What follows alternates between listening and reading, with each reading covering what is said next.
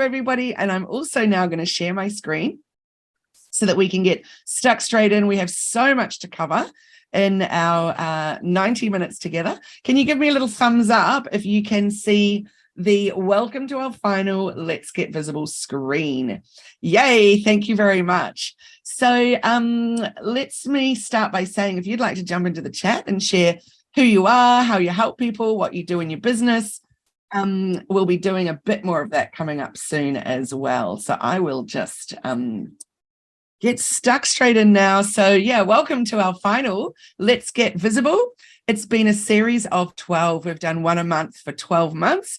And you can, of course, watch the recording if you're unable to be here for the entire session. But I welcome you and thank you so much for being here. Today, and our final one, we're looking at how your branding attracts the right customers. So therefore, you're going to be getting visible for all the right reasons. Really, it's all about how the vibe that you're putting out with your branding is going to attract the right tribe for you to be working with. So for those of you that don't know me, I'm Kylie Mowbray Allen and my company is Hello Media. And we help business owners uncomplify their digital marketing and attract their dream customers so that they can get visible and grow. So I'm a speaker, coach, mentor, writer, designer, presenter, content creator, and branding specialist. It all comes under the umbrella of business coach specializing in digital marketing. I'm supported by an amazing and fantastic team. And together we help our clients to just really understand what it is that they're doing, get really clear on their message so that then they can put out their message out to the world and attract the right customers to work with them or to buy from them. So I always like to start off by letting you know about bite-sized conversations, or we're actually rebranding at the moment to Business Bite Size.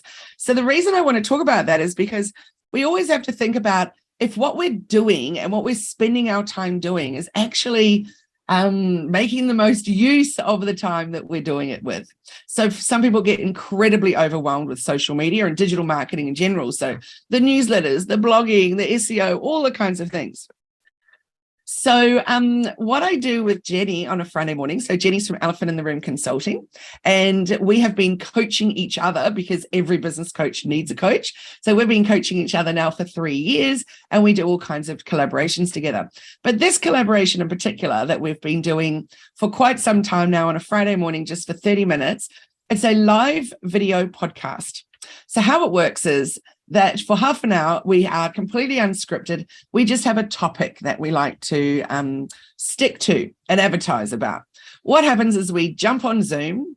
We then record the Zoom session. We go live on a lot of different platforms with that. We use Switchboard attached to Zoom so that we can go live to more places. So we go live on YouTube as well as into the various Facebook groups, Facebook pages. I then share it onto my personal page, etc.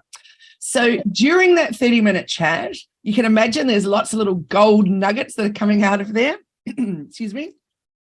And so afterwards, we download that video. We put on a pre-recorded intro and outro that we just, so we're not having to update it every time or anything. We then put it up to YouTube again onto our channel. We then put it up to Anchor, which is then going to distribute it to the different podcast platforms that people want to tune in on. We then Otter that recording. So Otter is a transcription service. So then out of Otter, we then can get a blog.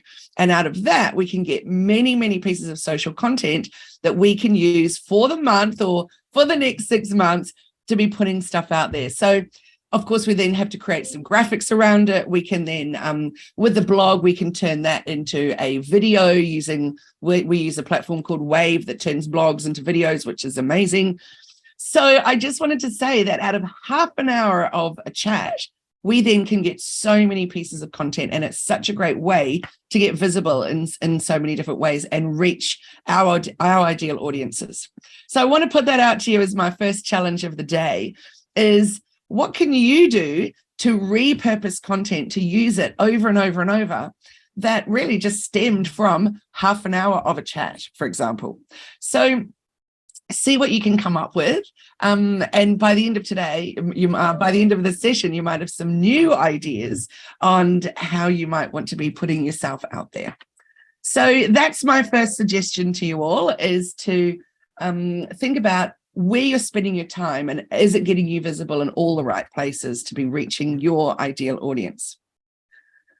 So I talk a lot about writing your story and writing your USP, in fact, today, Jenny and I were talking about that in our bite-sized business. And she was saying she prefers to call it a value proposition rather than a USP. So USP is officially, it's your unique selling proposition. I like to call it unique selling point. And you come up with that, whether it's for a product, you need a USP of each product, of each service offering that you have, but also for your company overall, because you've really got to be able to show people what's different about you. Why should they buy from you or work with you? What's different about what you do compared to what others do? And the way Jenny put it was really great. It was to do with what value do you offer? Because we're not all going to be completely unique. So what is it? What value are we giving that's different? Which I thought was really wonderful. So coming up with your story and then sharing it over and over in many, many different ways. So this one here is a mini version of my story. I can then expand it for my about page on the website. I can then shorten it for my Instagram bio, for example. So once you've spent the time building it out, then there's so many different ways that you can use it. But of course, you might not realize it, but all of that is part of your branding. So the right branding for the right business attracts the right customer for the right reasons. And making sure that you get not just the look of your business, but the feel of your business right is going to really help you nail the right customers that you're trying to attract. So we're going to look at why branding is so important, how you can evolve your branding so that your vibe reaches your tribe, and how you can really nail your colors, your fonts, your symbols, your textures, your words, your imagery, all of the things that help people really understand who you are, what you're about, and then why, of course, they want to work with you. So the goal is to get seen and heard by the people that you most want to connect with. It's not to connect with every single person out there in the world, because not all of them are actually your customer or your client. You don't need them to be. What you need is to find the right ones that really resonate with your message and find how they're going to be able to work with you. So let's take a little look at why branding in particular is so important for your business. So first of all, we're going to do a quick exercise. Not this one, clearly, we're not getting down on the ground, but what I'd like you to do is jump into the chat, and you could also do it on a little piece of paper if you've got one with you. And what I want you to do is just with 2 sentences only, I want you to define what your business is and what your business does. If you can't define your brand within just 2 sentences, then you probably need to do some work on your brand and really understanding what your brand is all about and what you're putting out there. So try, if you can, to jump in the chat. So we've got Pavla here that said, I run education agency for international students wanting to study in Australia. Awesome, awesome. So now let's add to that and say how it helps people. So what it does, we know that what you do is you're helping international students study in Australia. What about what your business is? It's an education agency. Fantastic. So let's also put in there about the type of people that you're wanting to attract. So are they kids at high school level wanting to study? Are they people looking to study and have a holiday? So what is it that you're wanting to do, and who is it that you're trying to attract? So you've said in here, we simplify your student visa journey. Love that. So you can relax and enjoy more time doing what you love. And it's for holders of a tourist visa, which is fabulous. Absolutely fabulous. Thank you for sharing that. I think you've just nailed that beautifully. So that second sentence was just gold. Simplifying your student visa journey so you can relax and enjoy more time doing what you love. That's absolutely magic. So Janine here says, I help small business and nonprofits to connect to their audience and grow their focused marketing strategies and content creation. And for anybody that's watching Janine on socials, she's doing a magic job. I absolutely am loving her reels. So make sure that you're connecting. Pop your details up there, Janine, so everyone can connect with you. We have Karen here.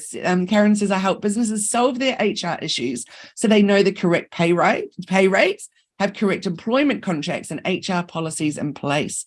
Brilliant. What I'd love to see there, Karen, is a little bit more about who those businesses are that you're trying to attract. You also say, we make your life easier by helping you manage the people in your business. That's an absolutely gold line. I love it. But I think you probably don't want to go for all businesses. So who are the actual businesses that you want to be attracting? I think that's a really important piece there. So I know, are you for me? Are you for me in my business or for a different type of a business?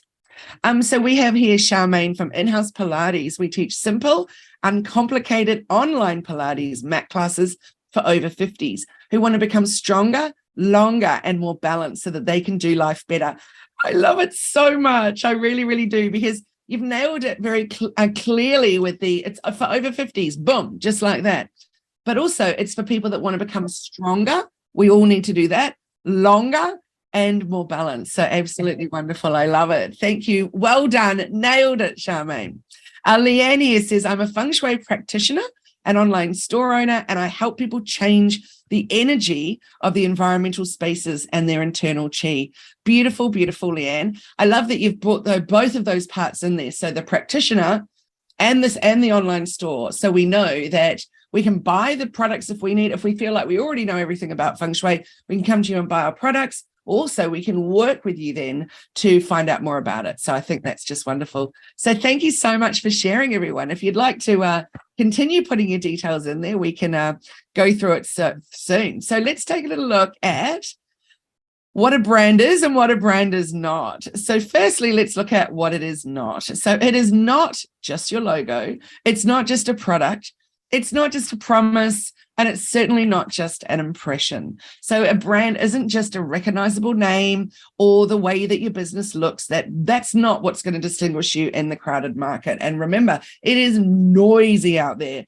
There's a lot coming at us all the time. I don't know about you with your inbox, but I was looking for an email someone had sent to me, and it was literally from yesterday, but my inbox was so chockers with just endless. And you know what's interesting too is I noticed I'd actually unsubscribed from a few of those newsletters and I was still getting bombarded with them. It was extraordinary. In fact, one subject line I read this morning, literally the subject line was, I'm sorry, you've probably heard from me enough, but here's one last opportunity. And I was like, wow, you're starting it off with an apology. But this is just a generic newsletter going out to everyone. It's like, that doesn't really entice me to read it. It just reminds me that, yeah, you've been bombarding me with a lot of stuff. So we're all feeling overwhelmed, I'm sure. Let me know in the chat if you feel there's just way too many newsletters coming at you with way too many offers. And I think often people are possibly, do I use the word abusing, they're having the ability to be able to email you with a newsletter, is that when you sign up to something, you don't think you're going to get 2 or 3 emails a day from them. You might be thinking maybe one a week, one a fortnight perhaps, but multiple times a day is really a lot. So I think we've all got to be very respectful of the email addresses that people are handing over to us and then how we're utilizing them and making sure that even our subject lines are completely on point with the message that we're wanting to put out there. So what your brand is, though, is your reputation and it is your story.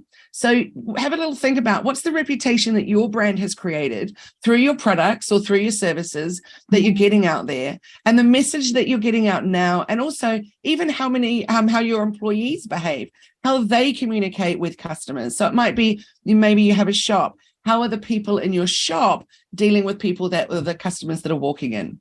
How are the people responding on your socials? So there's lots of things to be thinking about, because every single person and every single interaction in the company is affecting your brand. So a brand is a result. It ends up in their heads and in their hearts. So whatever raw materials you throw at them, they then make something out of that and they create it in their minds. So each customer that you have has a different story around you because of your branding. So a customer's gut feeling about a product or a service or a company is so important. So what do you think people feel about you? Can you tell me in one word in the comments what it would be that you think other people feel about you? Are you trustworthy, maybe? Are you wise? Perhaps you are super experienced. Perhaps you are cutting edge. Are you a thought leader? So that's a wonderful word, Pavla, genuine, supportive. I love it. So for me, I hope to be transparent. So there's many words I'd like to think that people thought about, but I like to be super, super honest and let people know, yeah, I do find that part of it hard. So let's find a way to make it easier for everyone. For example, in my business and digital marketing, of course, it's hard because it changes on the daily. It's outrageous how quickly things are changing in digital marketing. So a strong brand creates customer loyalty, and that increases the value of your company. Value, which of course you can then grow if you continue to invest in your brand. Obviously, you're investing in your brand because you're here with me today. So thank you for being here. Thanks for investing your time, your energy, and being really open and willing to get into some upskilling and some learning. Maybe it's even time to evolve what you're putting out to the world. So your brand allows you to set higher prices for your products and your services, and people associate higher quality to branded products, and they'll pay more than for a generic version, even when the two products are identical. Why? Because they trust the branded product more. Trust is such an important thing to master. So a brand gives your business a personality that potential customers will look at when making purchasing decisions, and turn one-time customers into loyal repeat clients. So a strong brand helps you to distinguish a company from its competitors, strengthen its position on the market, and increase revenue, and so much more. So branding will build trust between you and your customers. And when a customer is looking to purchase a product or engage with a service, they'll choose the company that's got the brand and the personality that you align, or that they align with. Let's think about personalities for a moment, because maybe you never even thought about your brand as having a personality. So tell me in the chat then, in one word, what is the personality of your brand right now? So I would be happy that mine would be quirky, maybe, because I'm definitely not trying to attract corporate types of businesses. I'm trying to attract those small business owners that are really standing strong and powerful in what they're doing and really confident to get their message out to the world. So come up with a word that is your brand's personality. I would say my brand is friendly. That would be another word that I would use. I would hope that people don't feel awkward to approach my brand to say, hey, yes, I would love to have a Zoom chat with you, for example, and it wouldn't feel uncomfortable. So come up with a word that is your brand's personality. I love that Pavla has said easy, that the personality of her business is easy, which is fabulous. So branding is definitely what's building that trust between you and your customers. So when a customer is looking to buy something or to book time with you with your service, they're definitely going to be choosing the company that feels is the right kind of personality for them, something that they can align with. So definitely it's hard building trust at first, especially when your business is new out on the market, and particularly when not many people are familiar with your business. It's really, really hard to be building up that trust right from the beginning, but you just need to be consistent with what you're putting out there, your branding, what customers are seeing, and eventually they're going to be intrigued. We want to pique their interest, and they're going to start following you on all the places and finding a little bit more about what you do. So remember that the words that you say and how you say them are really important when you're trying to establish a really good relationship with your customers. So you always need to make sure that you're communicating a very clear, very simple to understand message, and ask yourself what you as a company stand for. So what's your mission? What's your vision? What experience can you promise your clients and customers? Just like relationships in your personal life, delivering on those promises is really important in building trust in your business as well. So we have a page on our website called The Why and What of Us. When I wrote it, I really didn't think much in terms of what it was going to be used for. I just was sort of writing out my business vision, my business mission, and it kind of just turned into The Why and What of Us. And I could have sort of added it into the About page, but it really felt like it needed to be a standalone page. I had no idea that all these years later, it would be one of the most powerful performing pages on our website. So often people will bypass the discovery Zoom with me and just book for just buying a one-on-one with me or something. And they'll jump on Zoom with me and they'll go, just want you to know, it was the why and what of us that actually turned me into being a looker or a thinker into a buyer, because the why and what of us really resonated with me and it made me realize I really want to work with her. So if you can, have a little look at it. Oh, yay, thanks. Honey's just put it in the chat. You can take a look at it and think, how could I do something like that for my business? Does it resonate with me? Obviously, it's the words aren't going to be the same for your business, but coming up with how you want to share what you stand for, what your business believes in. And it's very much a part of my business's personality is what is in the why and what of us. So have a think about that page and how could you do something like that for your business? Let's talk about reviews, because I always say people believe what other people say about you more than they believe what you say about you.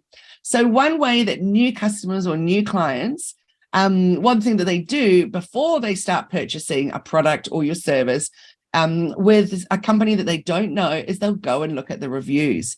So testimonials, reviews, whatever other people are saying about you and your brand is so incredibly important.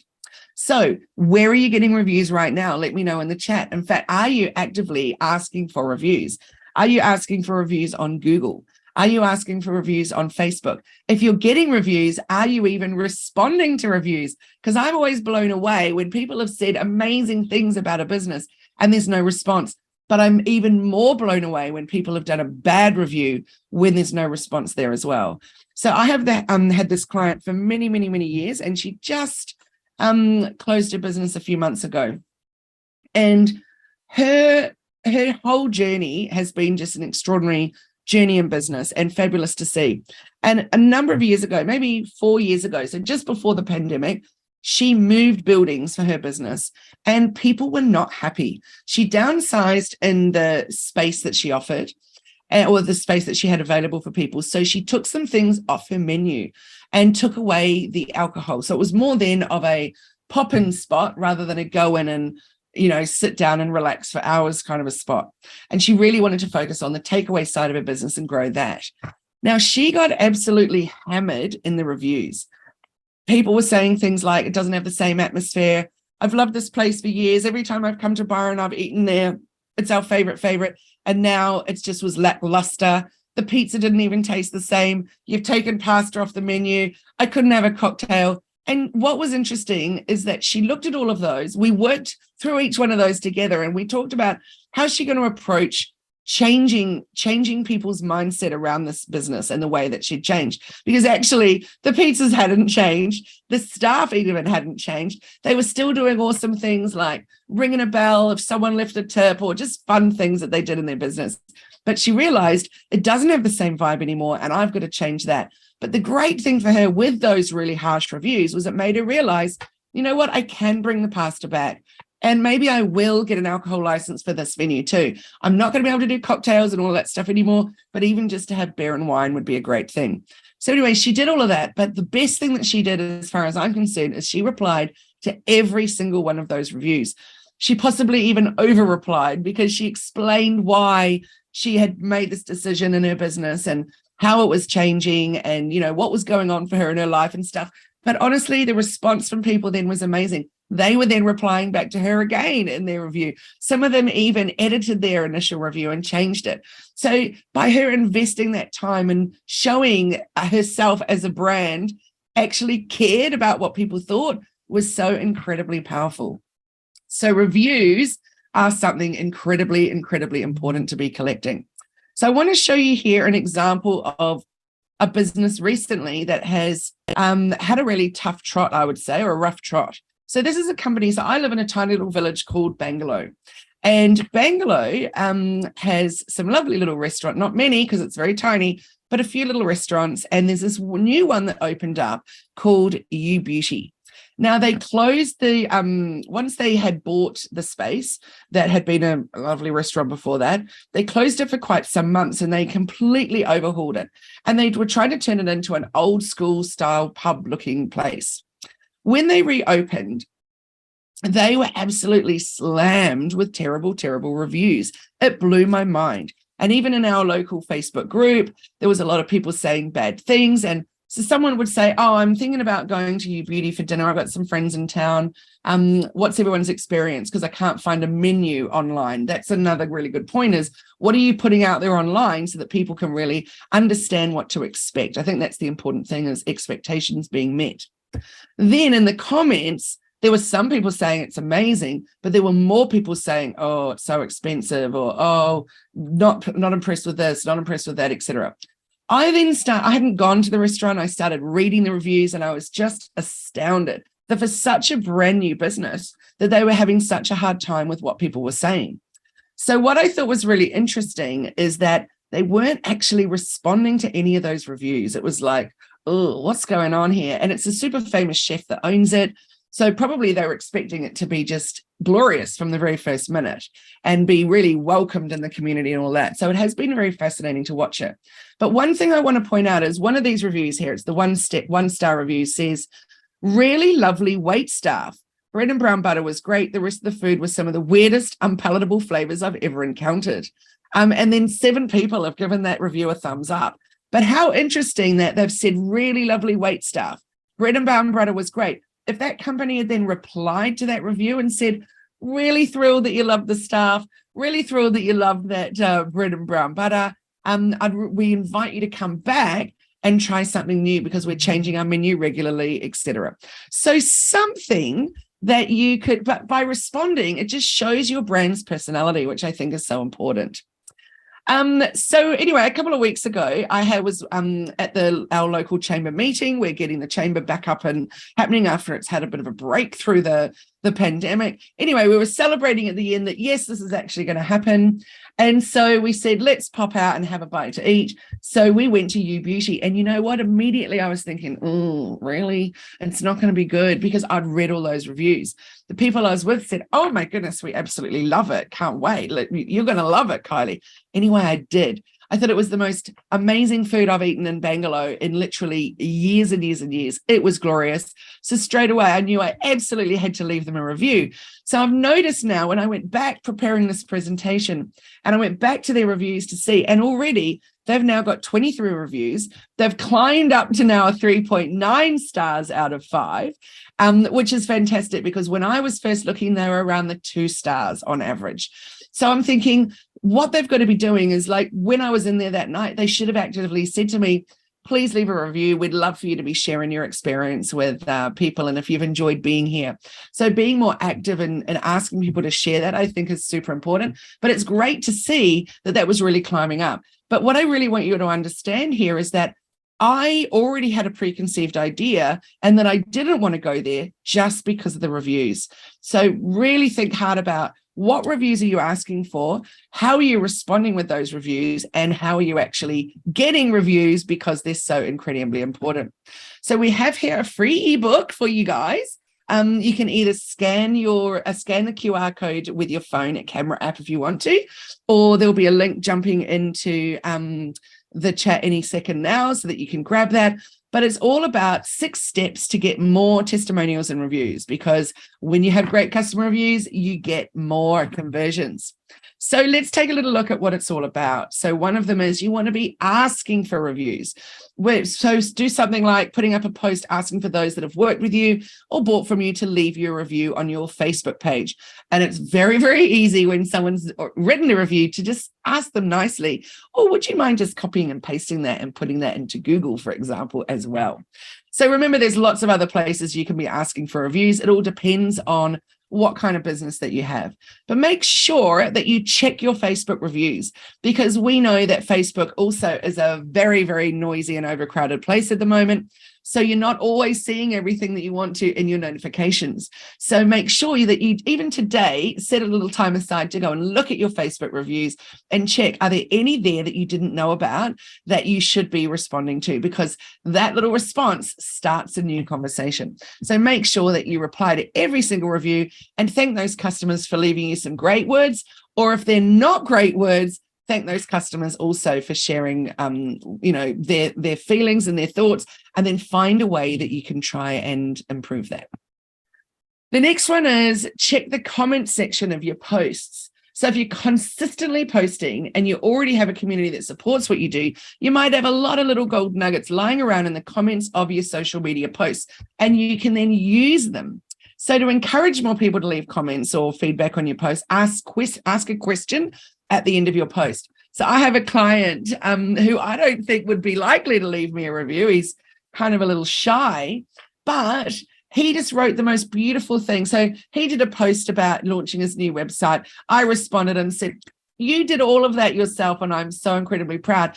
what he wrote as a response was absolutely glorious. So that would be a very important bit for me to take out and then use when I'm wanting to share a testimonial, because what he wrote was really a little bit of magic and made me even a little teary. It was so beautiful.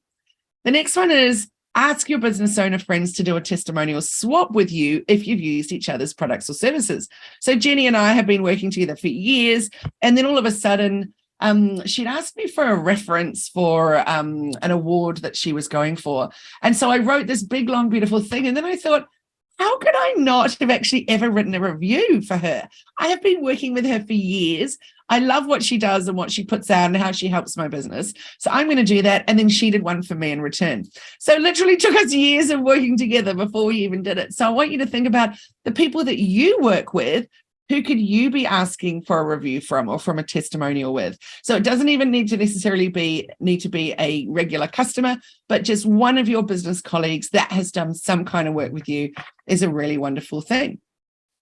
Another one is offer something of value in exchange for a testimonial. So maybe you want to offer a free product or a service in exchange for an honest testimonial. So maybe an incentive such as a discount code on their next purchase with proof of a review.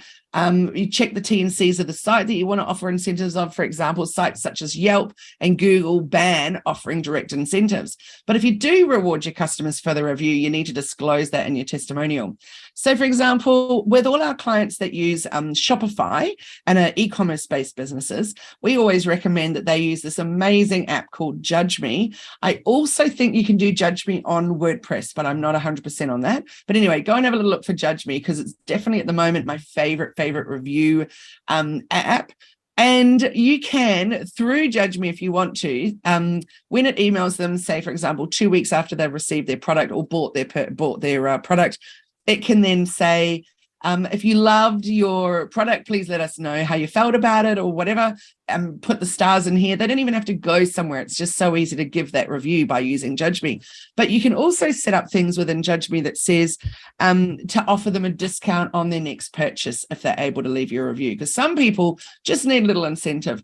Others do not. I've got clients that just get gazillions of testimonials regularly because their product really does stand out that much as being so awesome.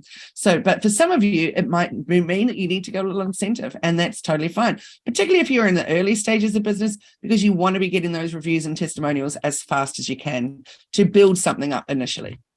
So another one is send an automated email after a purchase. So for example, this is like the Judge Me app, which sends a request for a review within a time frame of receiving your product.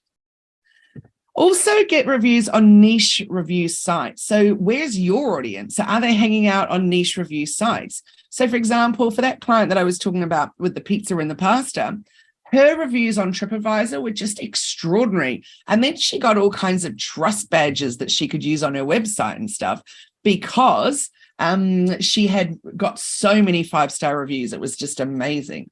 So interesting thing for her is that the people that complained when she did that move in her business, they didn't do it on TripAdvisor or on any of the other places. They pretty much did all of those complaining reviews on Facebook and Google, which I thought was really, really interesting.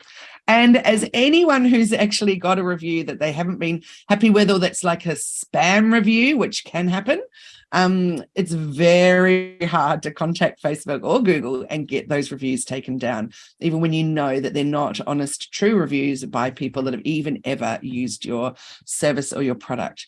So yeah, make sure that you look at the other options. For example, there's Yelp, Expedia, Travelocity, TripAdvisor, Airbnb, Trustpilot, and loads more. If you know of another one, let me know in the chat, and let us know what type of a business would be using that service. So for example, I sometimes leave Yelp reviews. So yeah, it's really important not only to be asking for the reviews, but also to be giving reviews. So I put out another challenge to you today, and that is, who will you go out and give a review to right now? So what's a product you've used recently that you absolutely love? What is, it might be your glasses. It might be your optometrist. Have you gone and given them a review? It might be the brand of your glasses. Have you found their social page and given them a review? It might be anything. The carpet company that laid your carpet, or the builder that built your house. It doesn't have to be someone that you've done business with. recently, just think about it. Who deserves a review? Who's really impressed me lately? And I should go and give a review. So go and find them on Google first, copy and paste that, and then pop it into Facebook too. So tell me yes in the comments if you're going to go and give someone a review today. So I have a particular rule. I have a few rules actually in my life. One of them, for example, is that I will never go on Facebook after I've had a glass of wine, because so many things make me so cross, particularly in the local community group. And so I'm like, no, even just one glass of wine can make me a little bit more ready than I should be to get cranky in the comments. So I avoid it. It's my big rule to myself. Do not open my phone when I've had a glass of wine. That's number one rule. Number two rule is that every single week, without fail, I give somebody a review. And generally speaking, I like to go copy paste and put it in two places. Sometimes it's not even on a review platform. Sometimes it's literally just send them a private message and go, hey, wow, that was amazing. Thank you so much. I just loved that. So make sure we've got a yes, and a yeah from people say, yes, they're going to go and leave a review today. So I love that. Let's now look at topic number 2, which is how to evolve your branding so your vibe reaches your tribe. So there's no stagnation in nature, just growth and decline. And your brand is no different to nature. You don't want to be rushed creating your brand or evolving your brand. You want to really lean into it. You want to explore it. You want to deepen it. You want to let it become stronger over time. And your brand needs to fit into your customers' constantly evolving perceptions. So your brand really needs to evolve with them. So let's take a little look at some brands' evolution. So check this out. Check out where Google has gone and where they are right now. So tell me, which is the year time frame that you really like the most? Maybe it's right now, the present branding that you like, or maybe you really like that 1997 look of Google. Who knows? For me, though, what has been really clever about looking at their branding is that they've stayed with a similar style. They've changed their font. They've changed if they've added shadows behind the letters. They've changed some of the colors have evolved a little bit from a cooler yellow to a warmer yellow, for example. But yeah, it's been very interesting how they have evolved this. So it's one thing to look at social trends. That can be an opportunity for maybe you to evolve your brand and the look and feel of it. But it's not always about that necessarily. Although we do always want to stay relevant.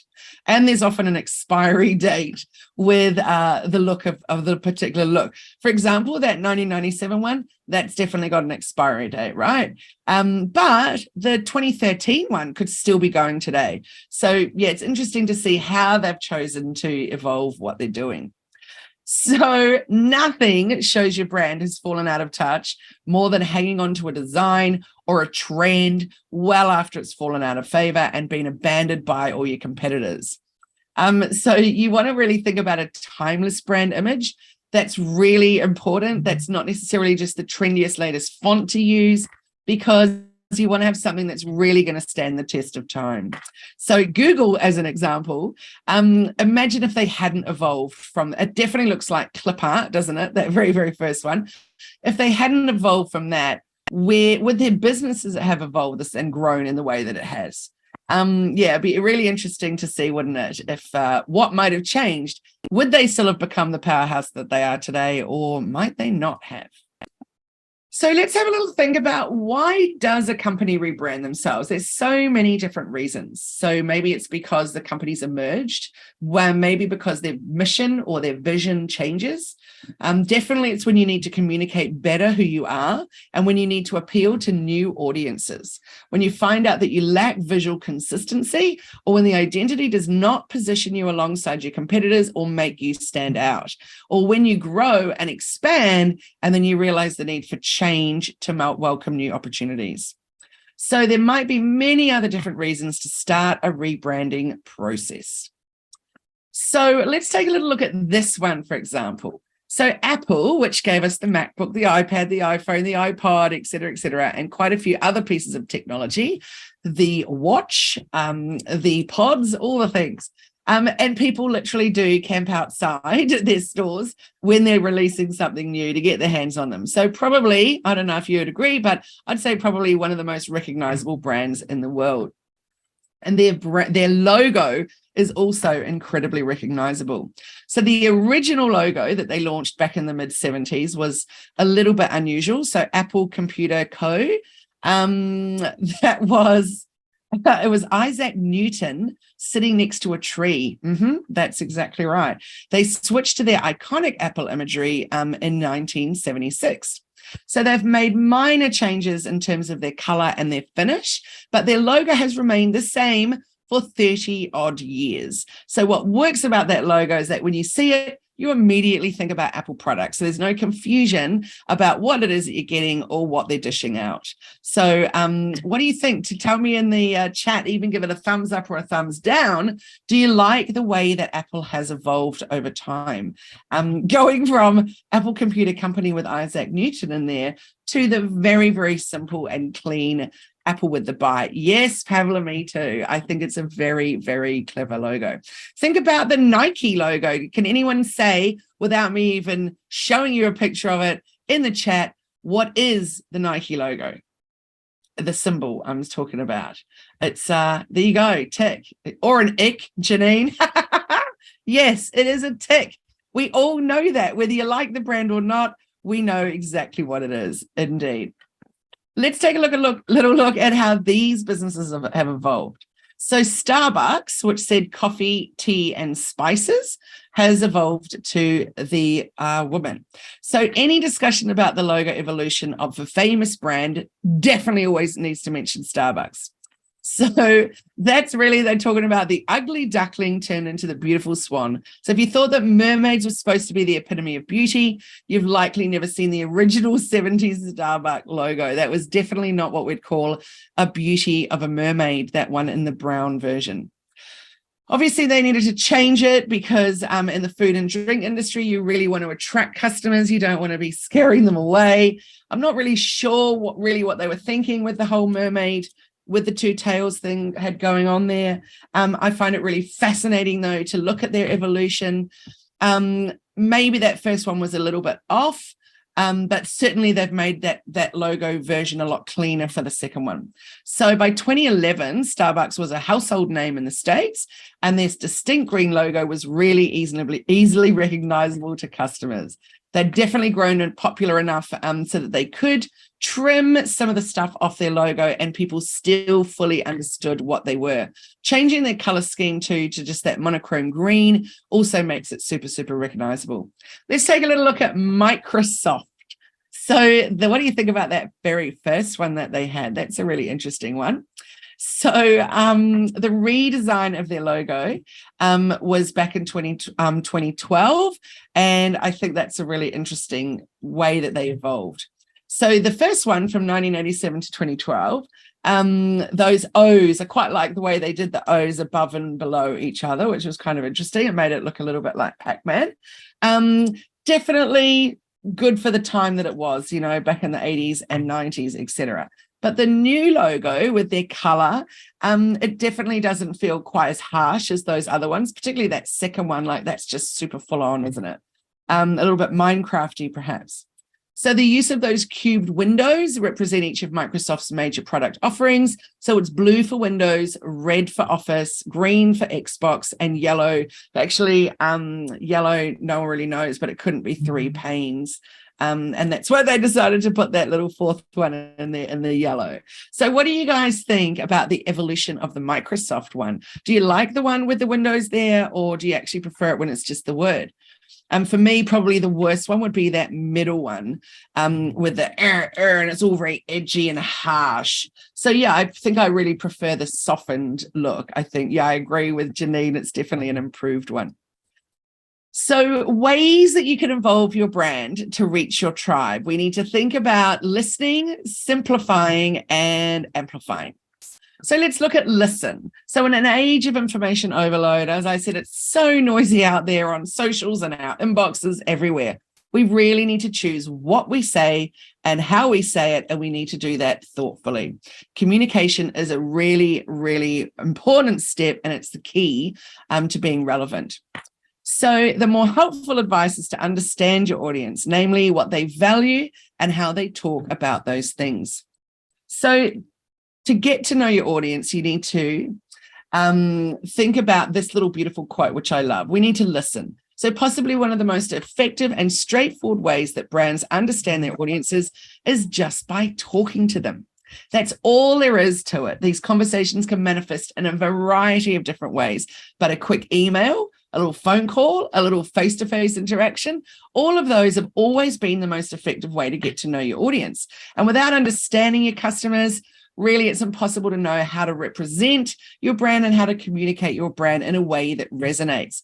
So one thing that I always like to talk about is when you're writing a social post or a blog or something that's going to be communicating about your business, don't write it to everyone. Write it to one person. So coming up with who, I like to call it a customer avatar. Some people call it a buyer persona. There's lots of different terms for it. But I really like to work with in my own business and also with my clients on who are their customers. So at the top of the funnel, where they're getting visible, just one person, when you're writing a social post to those people up there, write it thinking about who that person is that you're writing to. What are their needs and wants? What are they all about? What's their pain points, for example? Then the middle of the funnel was the ones that have maybe just bought one tiny little thing from you, or maybe they've just done one little discovery Zoom with you, but they haven't really purchased your package yet or gone all out with working with you, for example. When you're writing a social post to those people at that stage of the funnel, who is it that you're writing to? Just choose one person only, one customer avatar that you create, because when you try to write to everyone or communicate with everyone, it doesn't land with anyone. So make sure that you build out those buyer personas or customer avatars at each stage of the funnel. So the way you can research that target audience is think about those customer avatars or buyer personas, and the things that you want to include while you're building those out is their demographics, their job title and description, perhaps, their psychographics, their goals, their challenges, their pain points, and maybe their objections in the buying process. So you really want to carefully define those three key avatars. So that top of the funnel, middle of the funnel, bottom of the funnel, and be really, really clear about their needs, what kind of occasions, their top aspirations, and remember then what's unique, special, and different about how you're going to serve them. So, for example, with the demographics, you want to think about what age they are, what gender, maybe their income level, education, maybe are they single, are they family, what is it about them? Maybe where they live, where they work. Are they all about the online shopping? Maybe they're like me and they live in a tiny village and therefore they don't have, I'm going to an event this weekend for an awards thing in Sydney. And can you imagine trying to find a black tie outfit when you live in a tiny village? It's quite tricky. So, of course, my options are pretty much only online. So thinking about the shops that I would be going to online to find the right kind of outfit for me, I was really intrigued at looking at different people's branding and how they put their messages out there. In fact, there was one, I even wrote a little comment on one of their social posts. It was an ad that came up and it was something to do because clearly, you know, Facebook's listening with my microphone turned on as I was talking about it with someone. So I kept getting barraged with ads all about fabulous dresses for curvy figures. And one of them had a quiz. And so I clicked on it and went straight to the quiz. And the first thing was, we know the importance of changing your shape and disguising your curves. So these are the styles for you. And I was like, wow, interesting language to use, because actually we don't really want to be changing or disguising or even hiding, do we? Surely they would want to be surely suggesting to me that we embrace it. So yeah, looking at those different ways that people are speaking to their demographic, I think is really, really super interesting. Let's think about that job title and description. So not just a generic job title, but really detail what your avatar does and the decisions that they influence in the role. So are you selling a product that is going to the people that make those purchasing decisions? Or do they need to then go and chat about it with someone to get that permission to buy, for example? The psychographics is when you really get into your avatar's head and habits by thinking of their hobbies, their values, their attitudes, and their interests. The goals and the challenges and the pain points. So think about, what's your avatar's primary goals? What stands in the way of them accomplishing those goals? What keeps your avatar up at night worrying them? And you really want to speak to those pain points for sure. So what are those objections and roles in the purchase process? So why wouldn't your ideal customer buy from you? And how much power does that person have over the ultimate decision of buying? Also add more stuff. So for example, media use. Where does your avatar get their information? Social channels, favorite websites, books, apps, podcasts that they listen. So get to know your fans and your followers and your audience and customers as real people with real wants and needs, and then you'll know how to target them and how to engage with them on social media. So you want to be gathering data. Don't just assume that you know your audience. So think about things like Facebook as a way to really get to know your audience. So think about being social on social media. Be inside Facebook groups, getting to know people, and you never know what might come out of that. But when they see you as a real person too, that's a great way to be attracting the right people to you. So social media analytics also can really help you and get loads of really good information about who your followers are, where they live, how they interact with your brand on social media. And it really helps you refine and change your strategy according to understanding your audience better. Take a little look today. That's my third challenge of the day, is take a look at today at your Instagram insights, for example. Go and see who is your audience. So for me on Instagram, my audience is way, way, way younger than I would expect it to be. So I've got to look at that and think, so how do I want to evolve it? Because it's really just something that's happened of recent times. Is that good for me? Is it bad for me? Do I need to change that? Am I not speaking with the right language and tone? And am I not putting the right vibe out to be attracting the ones that I really want to be working with, or who are really my ideal clients and customers? So yeah, taking a look at that might surprise you. It might please you. It might frustrate you, but it gives you a really good understanding and a whole lot more clarity about what to do in your business and how you might want to change those customer avatars so you can then speak in the way that you want to all the people at the different stages of the funnels.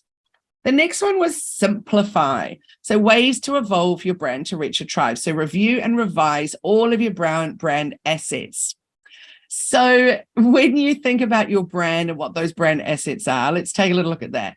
So look at your brand ladder and style guides to serve as your verbal and visual North Stars. Capture authentic, inclusive, and diverse photography, for example. If you're on Canva Pro, you've got unlimited use of all their photos there. Even maybe just make a folder on Canva where you're putting in all the photos that your brand wants to use. So for me, I love clouds. I have a lot of clouds in there. I like really vintage stuff. Like I love posts that talk about a vintage typewriter and now a latest MacBook Pro, for example, and how far we've come. And yet I still love to have a typewriter. I think that's a beautiful evolution. Or looking at the very first phone, for example. There's so many different ways. For me, that's really important part of my branding. So what kind of imagery are you getting around for your business, around imagery, for example, photos that you use, backgrounds that you use for things? So really getting clear on what it is that you're putting out there and simplifying it, making it easy for you. And by just creating a folder on Canva is going to make it really, really much quicker when you need to put backgrounds inside things. And then the third and final one is amplify. So once you've done the hard work of defining your purpose and listening to your target audience and simplifying your brand identity, comes the fun part, and that's the sharing your brand with the world. So you want to be consistent with your brand messaging in all of your marketing materials. Make sure that all of your digital outputs like newsletters, website, your social posts, all of those things reflect your brand voice, your style, and your story. And it's also equally important that you have the ability to reach a variety of communities who really align with your values and really make sure that the people that you're attracting in are the people that you want to be working with. Let's take a little look at your brand story. Remember I said to you at the very, very beginning, there's my story there. That's a version of it. So I write out my big story first for my about page, And then I do a version of it for here and a version for here. And here's a little version for having on Instagram. There's another bit more extended version for Facebook. There's all kinds of versions. What about even just the version that you put in the chat when I said, share who you are and what you do? So all of those are versions of your stories. So writing your story is so important. And think about the brands like, for example, Disney or Coca-Cola, and think about their brand story and how they build connections with their audiences. Companies like Apple, for example, have really strong brand stories that really shows they're legendary in their status and how they're positioning themselves in the market. So have a think about the story, how powerful your story is right now, or is it not? Is it weak? Does it need some help? Does it need some boosting? Because the story is such a big, important part of your brand. So to read a story is to feel and experience and to synchronize our minds with the subject of the story. That's a beautiful piece of writing there that I read some years ago. I don't even know who wrote it, but I absolutely love it. I'm going to say it again. To read a story is to feel and experience and to synchronize our minds with the subject of the story. So that really brings me on to the whole thing around emotion. It's incredibly important because for us to buy something, we've got to feel something. Maybe they've made us be scared that if we don't buy it, then this will happen. Or maybe if we do buy it, then this beautiful thing will happen. Or maybe if I don't book that time with you, then I won't be as good at something that's making me feel something. So we really want to make sure that what our brand is putting out there is making people feel.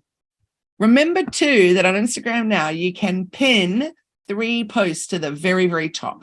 So make sure that you're pinning something that really shares some messages about your brand as well. So you want to keep your brand story simple. So you want to think about what you're sharing is there's a problem, there's a solution, and then of course the success that comes from it. So that's it. If we try to cram more into the story, we lose the momentum that is integral to its success. So simple stories are so much better.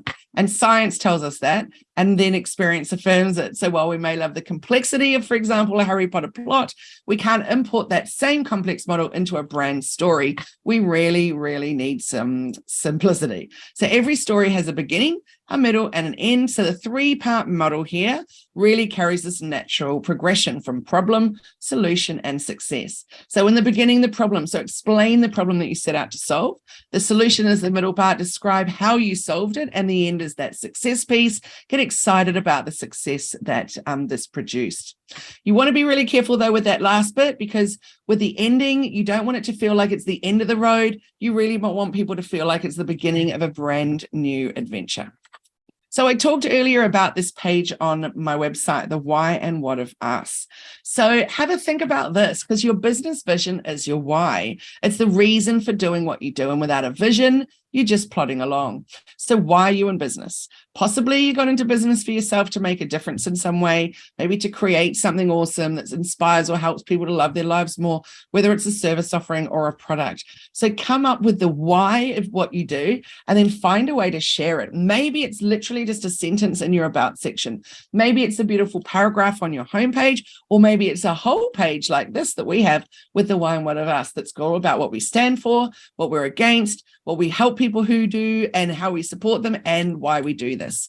So have a little go with that and a little play. Now we have a wee workbook that we're giving to you as a template that you can go away and work on today. And if you can't do it today, schedule time in your calendar for next week.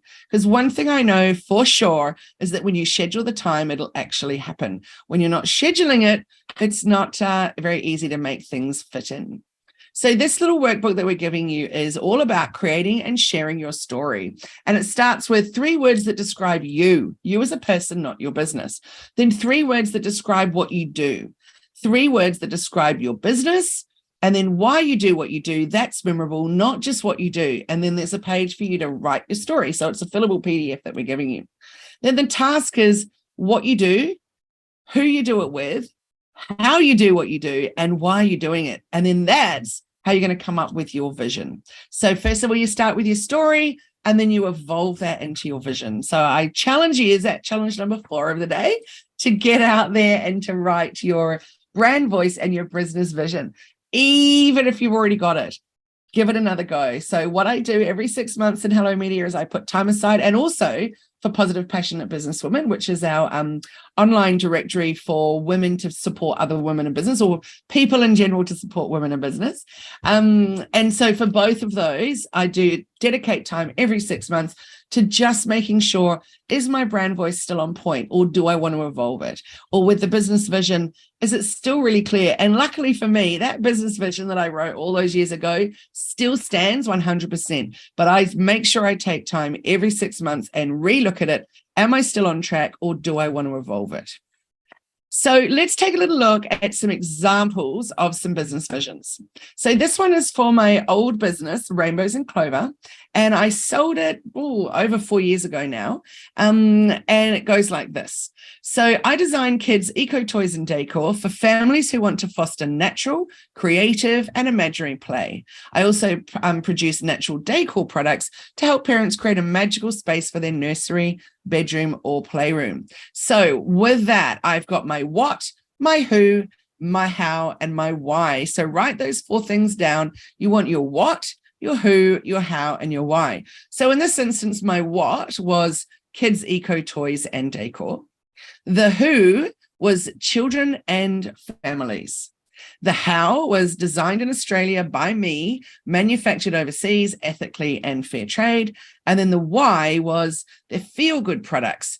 And then my motto was fair work, fair play, fair trade. And I used to put that in all the different places. So if you go with your what, who, how, and why, and you start filling that out, it's going to make it so much easier to start understanding your business vision. Let's have a little look at my one for Hello Media. And I actually have 2 versions for Hello Media. So my what is business coaching, digital marketing, branding, graphic and website creation, and visibility. The who is for entrepreneurs, startups, small and medium-sized business owners who are ready to up their digital game. The how is through coaching, mentoring, teaching, creating digital strategies for business owners. The why is to help my clients and students take their business to the next level, understand their brand and their purpose, and give them the tools to grow and empower themselves. So then how did I put that together to make a business vision using my what, my who, my how, and my why? So I actually have the 2 versions of it. This is the first. I'm a business coach specializing in digital marketing, branding, and content, working with small to medium-sized business owners who are ready to grow and expand, get more brand clarity, and reach their ideal customers and clients by creating or helping them to create digital media that truly reflects their brand's purpose. My clients stand out online on their social marketing platforms, their website, and their email communication, and they get clarity and skills to grow their business. You can see that's really clear, really succinct, and that all came about from my what, my who, my how, and my why. Here's my second version. So I use these in different ways at different times according to where I'm actually putting this out there. So this one talks more about my background, because these days anybody can put their hand up and say, I'm a coach, or I'm a social media manager, just because they literally just like Instagram. But having that background and that history and that training and all of that is what makes me unique. That would be my unique selling point, for example. So my second version is this. So with over 20 years experience in all forms of media and marketing, so that's TV, film, print and digital advertising, journalism, copy and content writing, branding, graphic and website creation, e-commerce coaching and mentoring, and the successful sale of my e-commerce business, Rainbows and Clover. After 9 years at the helm, I created Hello Media, a dedicated digital agency for startups, small and medium-sized businesses, where they find support, guidance, mentoring, and a whole lot of practical business know-how mixed with creative solutions. So you can see that those 2 were completely different in their approach. So maybe you're like me, and maybe you need to have 2 versions of your business vision. One that tells people more about how you help them and what they're going to get through working with you. And the other one maybe needs to show your experience and show your longevity in an industry, for example, if it's been evolving. So no one can know this except you. But I really challenge you to look at your business vision, create it using that what, how, who, and why, and then think, is 1 version enough for me or 2? So firstly, you need to come up with the tells what you do, tells who you do it with, tells how you do what you do, and tells why you're doing it. So challenge number 5, to create your business vision. So your business vision is your guidepost that keeps you on target with the who, the what, the how, and the why of your amazing business. So if the work that you do and the website that you build and the clients that you serve are not helping you to fulfill your business, your vision, then it's really time to realign and get back on course. So all the things that we've looked at so far are all about feelings, words, emotions, etc. Let's now talk about the brand visuals. So our topic number 3 is how to nail your colors, your fonts, your symbols, your textures, your words, and your imagery. So the brand visuals that are all the bits that tell the story of your brand. So the colors, the fonts, the logo, the textures, the patterns, and the imagery. But first, keep this in mind, your logo and simplicity is the greatest form of elegance. So a great logo is a simple one. It tells a story and it's relative to your business. It's professional and it's unique. And a great logo design delivers all the meaning it intends to in just a few seconds. 2 examples I'm going to give of logo design, because many, many, many years ago as a graphic designer, I was asked to create a logo for a company. Now, he was a furniture removal company, and he came to me and he said, here's the logo that I want. And he gave me the Thrifty car rental place logo. And that logo is literally just the word thrifty in blue in a particular style. So I said, oh, that's great. Thank you for some ideas around the style that you like. And he went, no, that's not ideas. That's what I want, but with my words. I was like, oh, I just don't feel very comfortable doing that. He's like, well, that's what's happening. And my trucks for my furniture removal are going to have that along the side. And I was like, dude, you're going to get in some trouble because you can't just copy like that. You've got to come up with something really unique and different. So that was probably my most uncomfortable job request ever, because it was literally a blatant copy, literally down to even the same blue. He didn't even change the tone of the blue. Or even a slightly different font. He also wasn't even interested in me doing some variations of things for him to look at and choose from.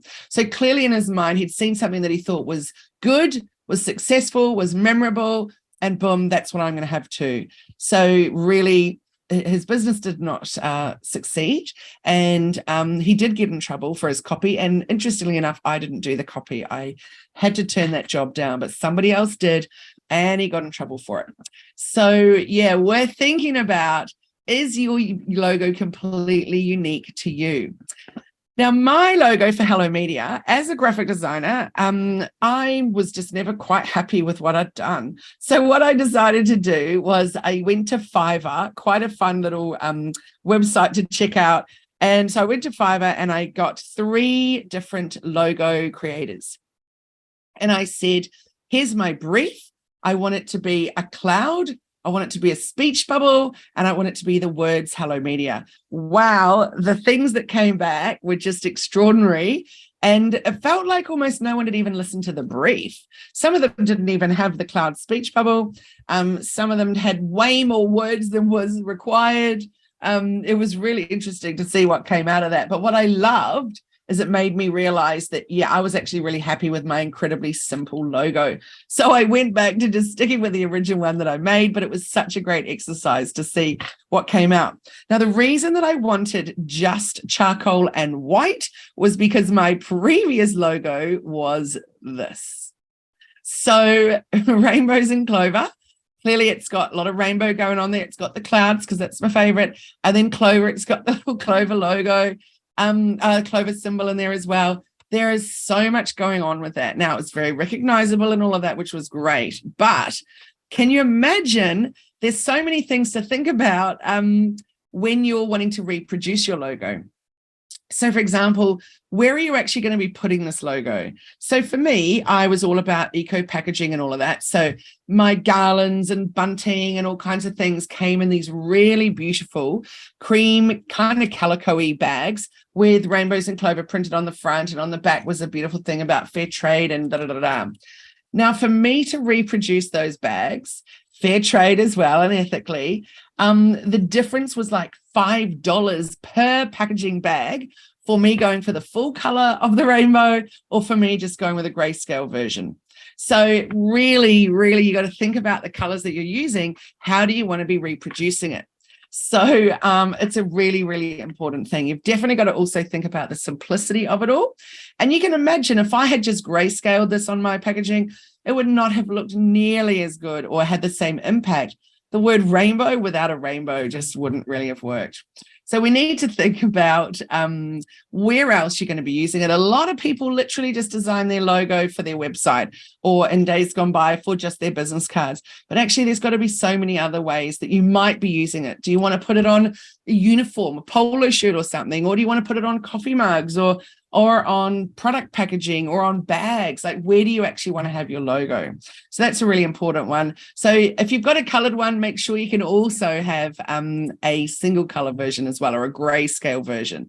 You might need it to be done as embroidery, silk screening, engraving, etching, embossing, debossing. There's so many different ways. And you also need to know that printing is done in the CMYK inks.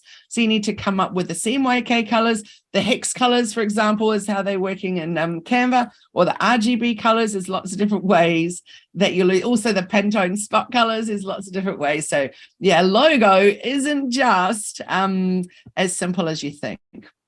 So let's have a look at some don'ts with your logo. So don't add too much detail. Strong logos aren't complicated. They focus on one key feature. Don't just follow trends. Don't switch it up every single year, but do let it evolve over time if it needs to. Weak brands aren't consistent. So you need to allow time to create recognition with your audience. Don't imitate, like, for example, in the thrifty example. So it's plagiarism and it can be really detrimental to your brand. Don't be too literal. It isn't necessary to use imagery of a place setting if you're a restaurant or a rugby ball if you're a rugby club. You don't have to necessarily have an icon. Don't go crazy with the number of fonts. Keep the fonts to 2 in your brand logo if you can.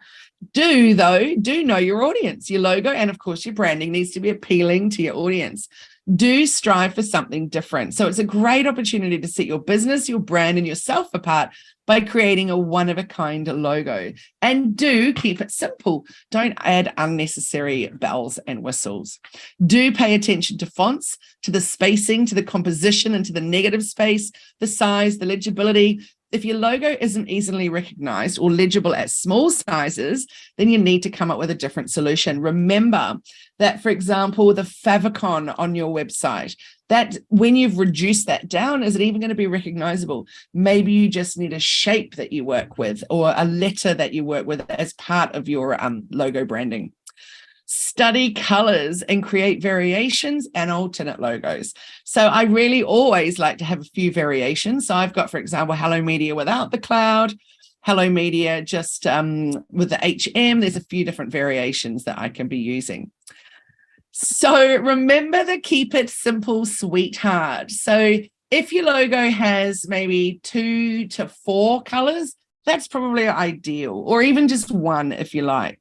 Have a think about, does it look good when it's put into grayscale or black and white? Does it look good when it's placed on a background of a photo, for example? Does it look good when it's scaled up as well as scaled down? For example, is it legible when it's printed really small on a business card? Mine isn't. I've got to design my business cards where I'm able to make my logo that much bigger. So you want to definitely steer clear of overused fonts and trends. So remember that a simple design is a timeless design, and it's a good way to keep it modern. This one over here is for Positive Passionate Business Women. It's a very long name. When I came up with that name for our Women Supporting Women in Business group, I didn't really think about where this group might evolve to. Originally, it was literally just a little networking group in person in my local village. So then, of course, it evolved to something much bigger than that. And now it's become really exciting in terms of our directory, etc. If you want to know more about getting listed your business on our directory and links to your site and links to your socials and everything, let us know in the chat, because we have 3 different tiers of offerings there. And so we have a very, very special little offer for you today. If you want to be on the grow level, which is just that very first listing level, we're going to be giving that one to you free if you'd like it today. So type yes in the chat and we will send you some information for how you can get started for 12 months of free directory listing. Let's take a little look at some examples of some KISS logos. So who knows what that top left one is? I'm pretty sure the majority of you will know it. It is the abstract mark. Yes, Pavla, indeed. Yes, Janine. The next one is a mascot logo. So that's when you're choosing someone that is actually the face of the brand. We don't need to know who that one is, do we? Because it clearly says KFC. Interesting, though, they evolved from being Kentucky Fried Chicken to KFC. The combination mark. So that's a really interesting one that Burger King have chosen. I actually think the Burger King is quite a clever one with the burger bit at the top and underneath. And then the filling is obviously their words, the Burger King. And then we've got an emblem logo. So there's the Harvard logo with the emblem, which is an interesting way to go. NASA is the letter mark. So they've had letters actually created for them as artwork. The next one is the pictorial mark, which is, of course, the Apple sign, and then the word mark, which is Google as it is. So do you guys have any idea which one yours is? Are you an abstract, a mascot, a combination, an emblem, a letter mark, a pictorial, or a word mark? So, yeah, interesting to have a little look at you're a combination, Pavla. Me too. So, yeah, interesting to see what you're doing, how you're doing it, and looking at your colors. So let's talk about colors for a moment. So the MasterCard logo uses 3 colors. There's the hex codes right there. Very, very simple and very, very clear, and also very recognizable. What about MailChimp? 2 colors, boom, straight black, and then that bright yellow. Very, very clever. Really speaks to you well. And yellow, there's all I can do literally a whole workshop just on the meanings behind colors. And I'm very passionate about fonts and colors and all of that.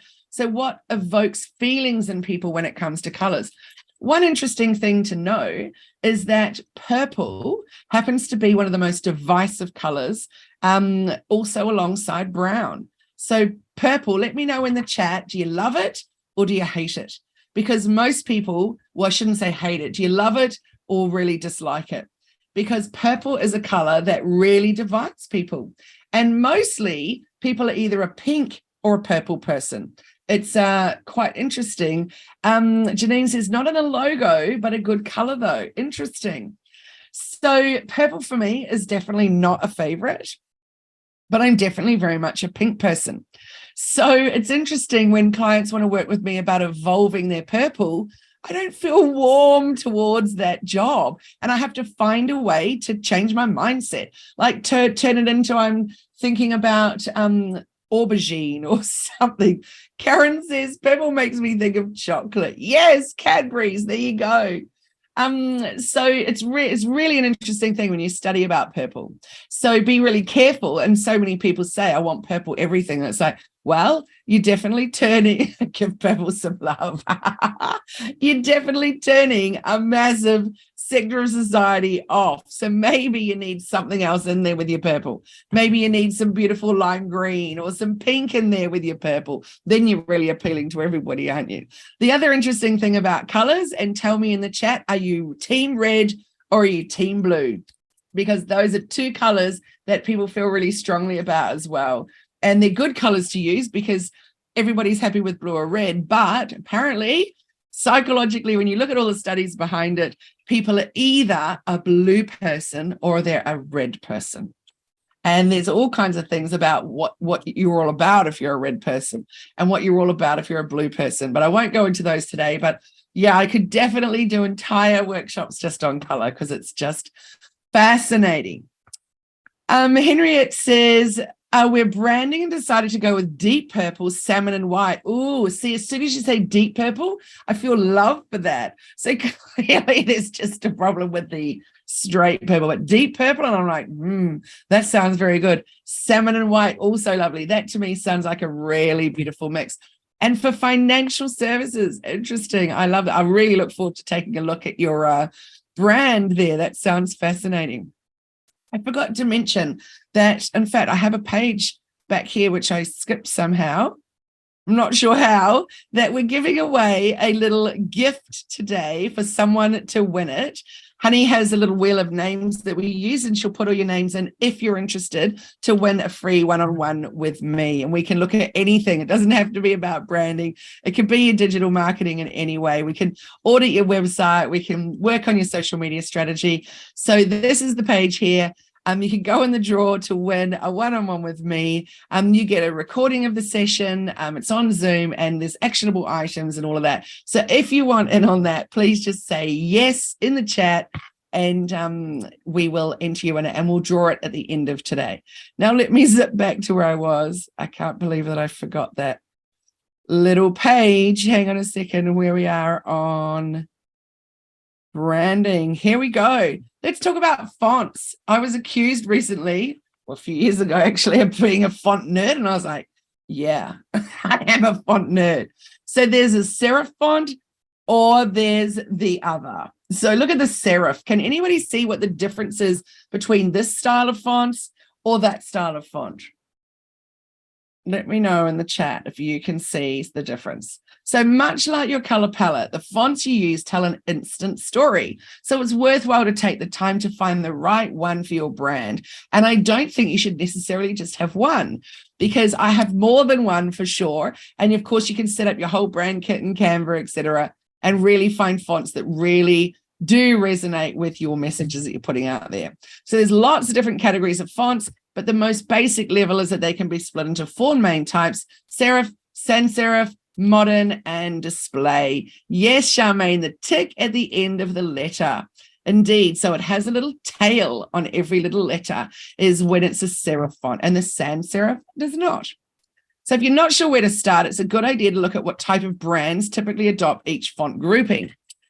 So serif fonts tend to represent tradition, respectability, discernment. For example, if you look at how Harper's Bazaar have used their serif fonts across their Instagram profile, it's quite fascinating. Sans serif fonts, on the other hand, they kind of are the signal of something being modern, objectivity, even innovation. So many social media channels like LinkedIn and Facebook, for example, they use sans serif font. Also, Later do a really good job at using the sans serif font. Modern fonts are usually perceived as strong and stylish, which is why they're a great choice for progressive brands, while display fonts are often seen as friendly, expressive, amusing. Disney's font, for example, is a really good example of a display font. It's a really fun and playful font. So there's no denying that fonts are complex. With so many different options out there, choosing the perfect one for your brand can be quite a huge undertaking. But one of my top tips around fonts would be always test a font's legibility on your mobile version of a site, for example, before you go live. Intricate or fine fonts can often become really difficult to read when they're scaled down, particularly in a little profile picture or something, or an Instagram story highlights cover. So be really, really careful around choosing that too. And very, very fine fonts can be great when you've got 20-year-old eyes. But 40-year-old eyes or 50-year-old eyes might find them a little bit hard to read. So think again about who is your audience, who's your customer avatar when thinking about your fonts and what's going to work for you. Does anybody like one of these fonts in particular, like the Burberry font or the Netflix font or the Spotify font? I'm pretty keen on that Jeep font, for example. It's rounded, it's bold, it's all the things. But probably years ago, I would have said the Harper's Bazaar font. I really liked something a little zhushier. So let's take a little look at the different types of fonts for your brand. So modern fonts are ones like these, and the different brands that are using them. Display fonts are fonts like these, like the Lobster font. And that, like for me, looking at that plaster, that's just extreme. That's hard for anyone to read, I think. So you want to be very, very careful where you're using those fonts. Maybe in a logo, that's great, but possibly for your headings on your website, that might be a little bit too much. Or maybe just use that sort of font in your graphics where it's just something like a boom word that just get it out there and have fun with it, but don't try and write all your body text using that font, because that's a little bit too much. The next one is use Canva's brand kit. It's so magic, the brand kit. It's part of the pro version of Canva. You can, of course, do fonts and everything for free on Canva, but to set up your brand kit, you really need to have that pro version. So you can then put in your brand logo, your colors, your fonts, etc. So I'm going to show you on the next page what mine looks like. But one thing that's really cool is that you can upload fonts into Canva if you've bought fonts, but make sure to remember with your website that you only choose a Google font. And there's a Google website you can go to look for fonts.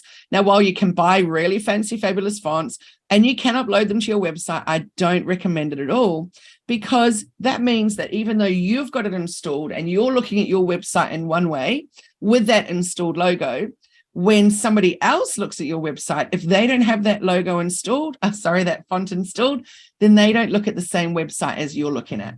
So that's something really important to think about is what I'm seeing with my website the same as what other people are seeing with my website. So to be safe, go with a Google font for your website and use your fancy fonts for using in your graphics that you create in Canva, etc. So you'll see here that I have a heading font, I have a subheading font, and I have a body font. And over here is just a little example of my Hello Media brand kit. So I started off with just the two colors, just the charcoal and the white. And then I evolved into having these two different variations of teal. Then I knew I needed some lighter versions of that. Then I had this mushroomy pinky color here. Then I put in a whole bunch more of the pinkies. And then I added in my call to action color, which is the yellow. So that's really good for buttons and things where you want to say buy now or click here or read this or anything that's a call to action. I do really like to do in that bright yellow color that to really stand out. So let me know in the chat, have you got a call to action color, or did you even know that you needed one? Because some people have come to me before and said, this is my branding. It's all very beautiful. It's all beautiful shades of things, but there's no pop color that's like their big color that stands out. It might be red, it might be blue, it can be whatever color you want it to be, but it needs to be a color that pops and stands out from the rest when you're asking people to do like click here, for example. Let's just talk very quickly about brand and texture. We're almost at the end and I realized we're just about going over time. So brand, pattern, and texture. So they are a really great way to add personality to your brand while maintaining the brand aesthetic. So this client, Nick, could have just done what everyone else does with a white background, but instead they've chosen colors according to their different products, according to the absorbency levels of their period underwear, or according to their style. So maybe nobody else knows that that's what those colors represent, but they do. Makes it easily recognizable for them. And also it makes the pictures more fun. And their audience is tweens and teens, and obviously the parents that buy them or the caregivers that buy them. So that's a really fun way of adding some color in terms of some fun texture and pattern to the account. So because they're different than a traditional solid color background, patterns and textures are a great way to bring focus to a certain texture or a certain block of text. For example, you can see 3 of my different variations of my colors that I use. And then we've just added some flowers in there. We add some sparkles in there, whatever you want to do to bring in some life into your images. So the images that you use for your website and your social marketing graphics must always match your brand tribe. So think about how you want your dream clients to feel when they interact with your brand. Is your brand soft and pretty, moody and artsy, light and fun, vintage and retro? Do you have an idea really about what that feeling is? In terms of style. So then let's talk about images. So what should your images say or convey about your brand?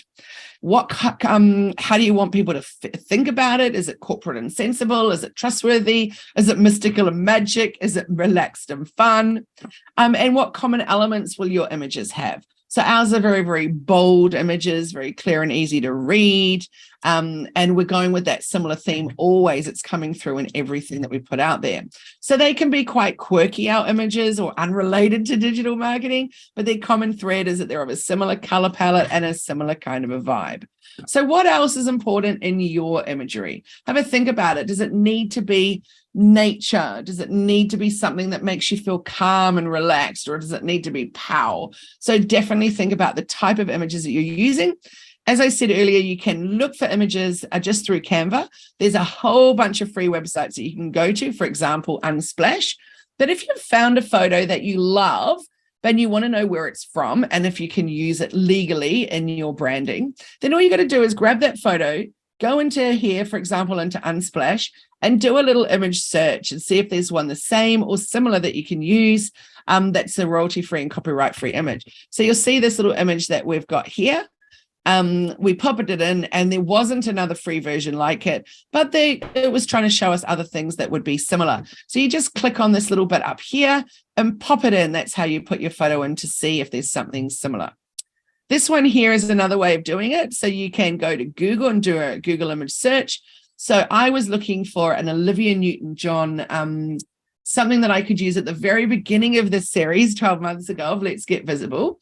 But I wanted it to be something that I was legally allowed to use. So I just grabbed an image that I couldn't use. I went up to here, see this little camera, and then I clicked on that and I popped the image in, and then it was showing me where all the other images are.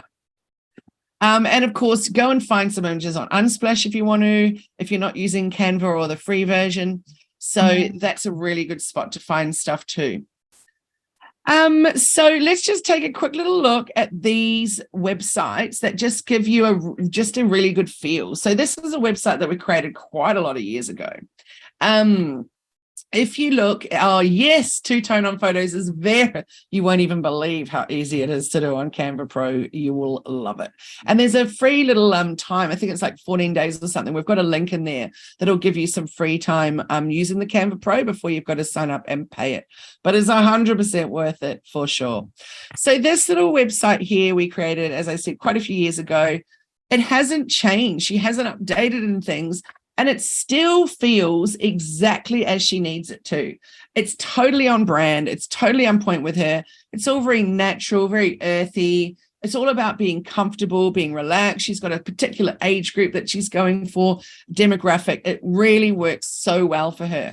So even though it hasn't had an update, because we nailed it with her so well right from the very beginning, then it's just been a beautiful thing to watch what she's doing on her socials, and she's able to keep coming back and remembering what her website's all about and what it is that she's putting out there.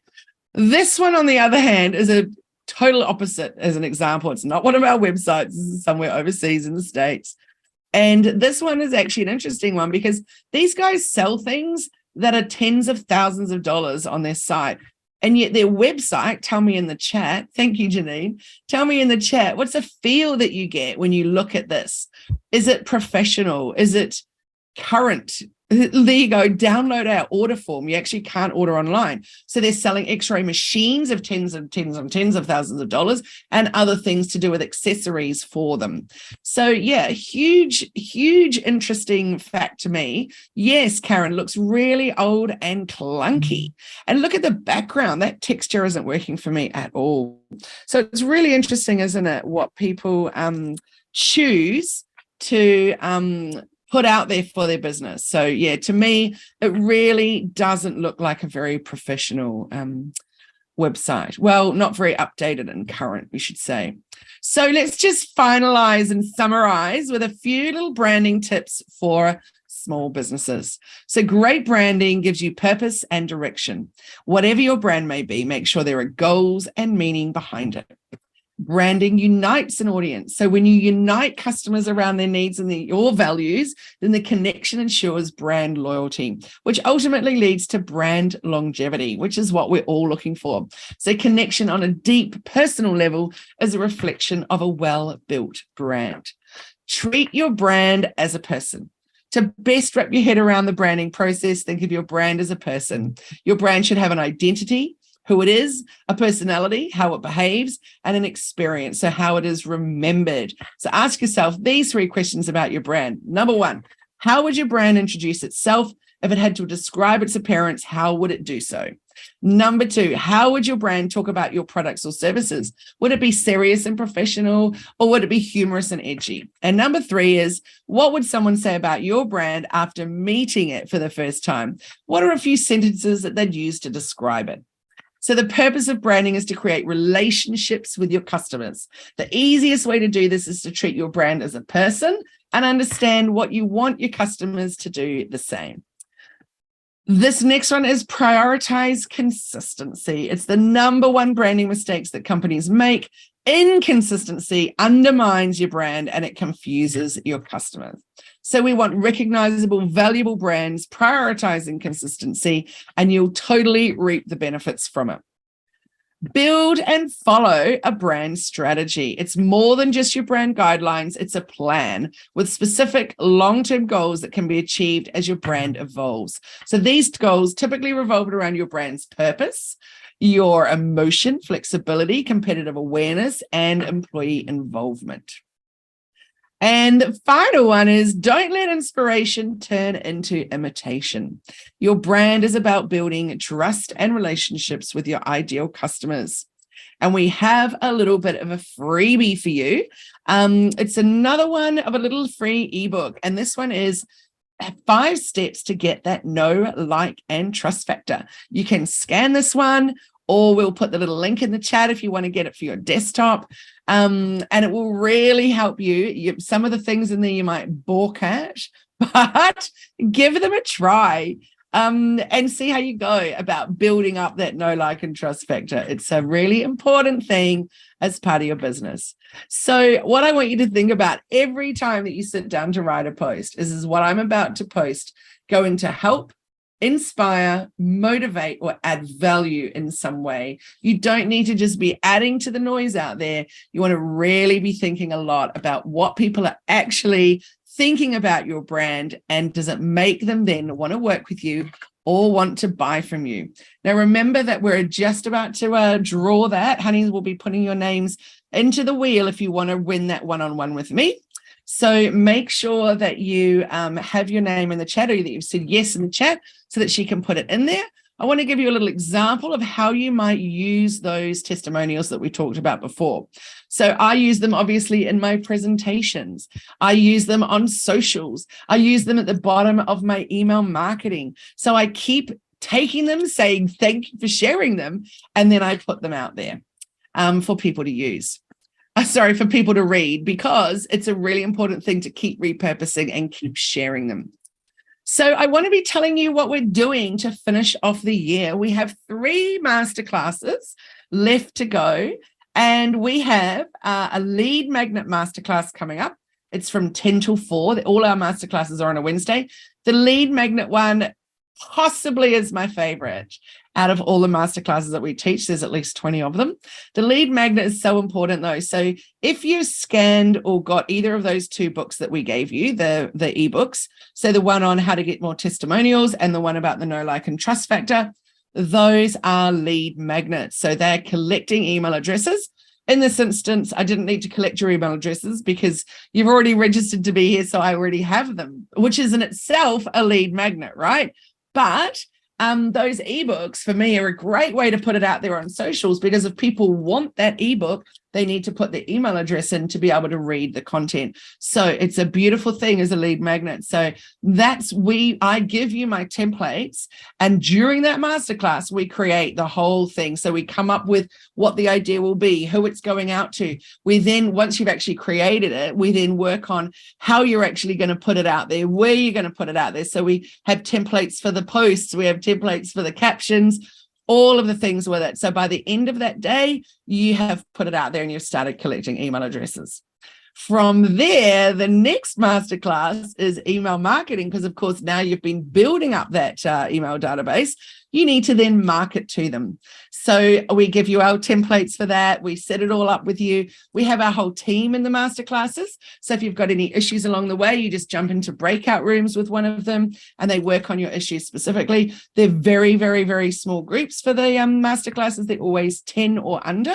And then the final one is content and LinkedIn. So that's actually a 2-part. So the first half is all about writing your content. And then the second half is all about LinkedIn and how to really leverage LinkedIn, particularly if you don't want to be using it all the time and you just want to be having a post a week and, spend a little bit of time in there. But LinkedIn is definitely something that we all need to consider using a little bit more of.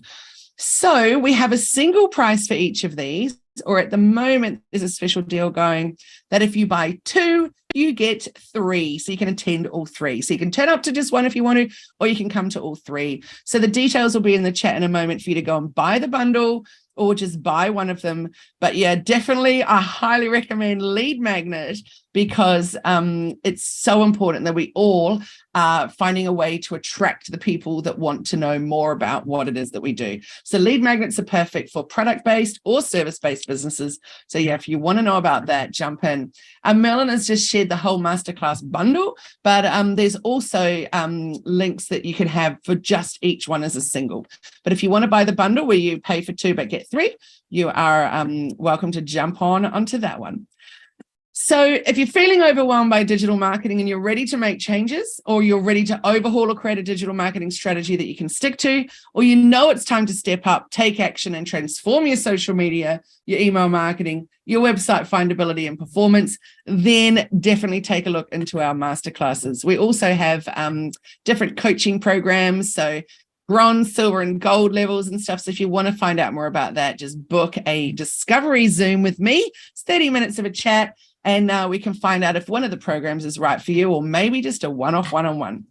It's not for you, though, if you don't want to grow your business, if you don't want to get visible in my digital marketing efforts or in your digital marketing efforts, or if it's not the right time to invest in yourself. Maybe you're just not ready to take action just yet. And that's okay too. So remembering what your clients say, how you're sharing them, what they're saying about you, and make sure that you're putting it out there. And remember, my first request of the day for the challenge that I was setting to you is to go out and give somebody a review today. So let's take a little look. Honey's going to send it to me in direct message to tell me who is the winner. Let me check on who has won a one-on-one with me. Screenshot is Pavla Hannon. Well done to you. So we will send you information on how you can book that one-on-one with me. And yay, that's very, very exciting, Pablo. You're very, very welcome. Really look forward to finding out more about your business. So let's summarize now. Branding is a customer's gut feeling about a product, a service, or a company. Branding is more than just your logo. One of the most effective and straightforward ways that brands understand their audiences is just by talking to them, and simplify and amplify your branding. Now, what I would love it if you guys would do is jump into the chat and tell me your aha moment from today. I was going to say the last 90 minutes, but it's a weedy bit over. Sorry about that. So tell me what it is that made you go, I get it. I'm amazed by that. And I totally get that. And I can action that on my business, or something that was brand new to you that you learned today, or something that you already knew but reminded you it was really super important. So let me know for you today, what was the aha moment that made you go, aha, I get it. So thank you for those of you that have been here with me for every single one of the workshops throughout the year for the Let's Get Visible series. It has been a massive 12 workshops. And next year, we're not doing Let's Get Visible. We have a whole another new series coming at you, all about, of course, helping you with your digital marketing game. And so what I want to say is it's time to share more. Show the world what you stand for. Be more purpose-driven, more human, more imperfect, and more real. And if you want me to be the first person that you leave a review for today, you can scan the QR code and it will take you straight to Google to write a review. And I would be ever so grateful for that. So I wanted to show you this. There's so many different ways to ask for it. And by putting that link in a QR code, it makes it so easy for people to do. So thank you for your aha moment. So we see Kerry said it's a good session. I like the info about keeping my brand consistent. Yes, absolutely. And Charmaine says having different stories, one of who and how you help, and the other one what you did to do what you do. I love that, Charmaine. Yes, indeed. So as this happens at the end of every single Let's Get Visible workshop, we're setting a challenge. It's a 5-day challenge. So the first day is post your morning view. The second one is post what you had for breakfast. The third one is post a quick selfie. Fourth one is post a picture with someone special. And the fifth one is post something pink. So if you want to know more about that, it's in the Hello Media Facebook group. Jump on over and find it. Make sure you tag Hello Media. I can't remember what the hashtag is, but you'll see it in the group. The group link will be in there for you in a moment in the chat, so you can jump on in and join the group and get in on the challenge, because it's all about getting you visible online, because we don't want you to be the best kept secret. We need for people to know who you are, what you do, how you help people, and maybe it's all about helping that one person that's going to have seen you post something pink, for example, as part of it. So thank you so much for being here with me today. I do apologize for going over time. I know your time is incredibly valuable, but I thank you for investing time with me today and learning. Thank you also for sharing those aha moments. That's awesome. And Janine shared rewriting my about me. It's on my list. I just need to bump it up the to-do list. Well done, Janine. Thank you so much for being with me, guys. Have a beautiful day. I'll stop my share now and go wave. Thank you so much. Hey, let's have a photo, because remember, if we didn't take a photo, it didn't even happen, did it? So if you're able to turn your camera on, that'll be awesome. Hello, Janine. Hello, Pavla. Hello, everybody. So good to see you. Yay, Charmaine. Hi. Let's count down from 3, 2, 1. Yes. All right. Thank you so much, guys. It's been beautiful. We'll send out an email later on this afternoon with all the resources that we shared, the link to the recording if you want to rewatch it. I know I go really, really fast, but it's because I've got so much that I want to share. So you can always watch the recording and come back to those little sections. So I look forward to all seeing you again very, very soon. And Karen and I are about to have a one-on-one session. In fact, I'm over time to do that. So I'll be seeing you online in 5 minutes, Karen, and I look forward to it. All right, everybody, have a wonderful afternoon and a great weekend. Thank you. Bye-bye.